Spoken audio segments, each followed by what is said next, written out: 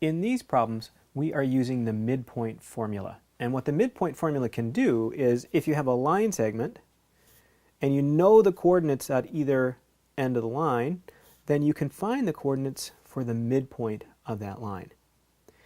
So here we have coordinates 7, negative 7.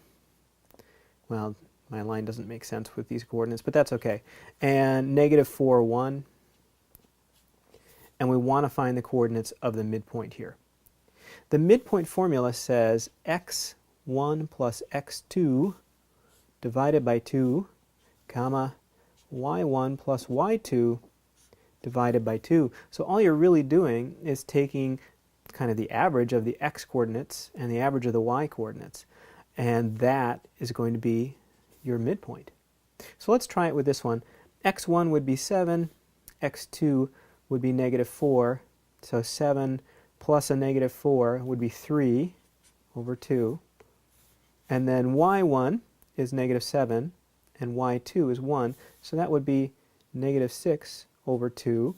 So we would have 3 halves, comma, negative 3 as our midpoint.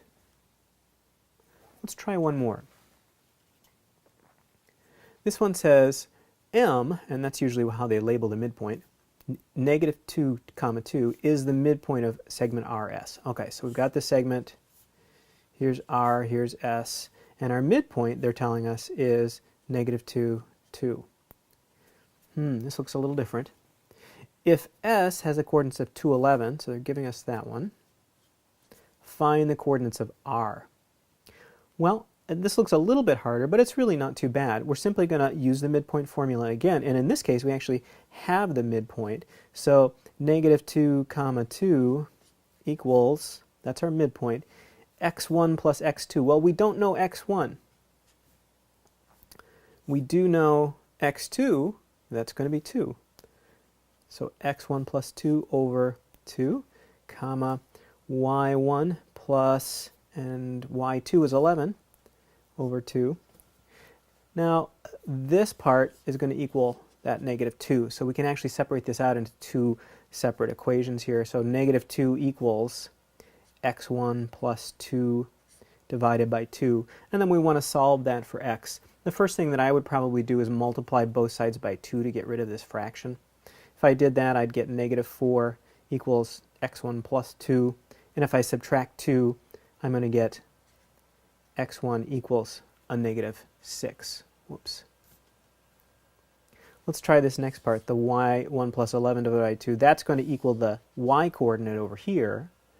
So we'll set that up. 2 equals y1 plus 11 divided by 2. And again, I'll multiply both sides by 4. I get, both sides by 2. I get 4 equals y1 plus 11. And then we're going to subtract 11 from both sides.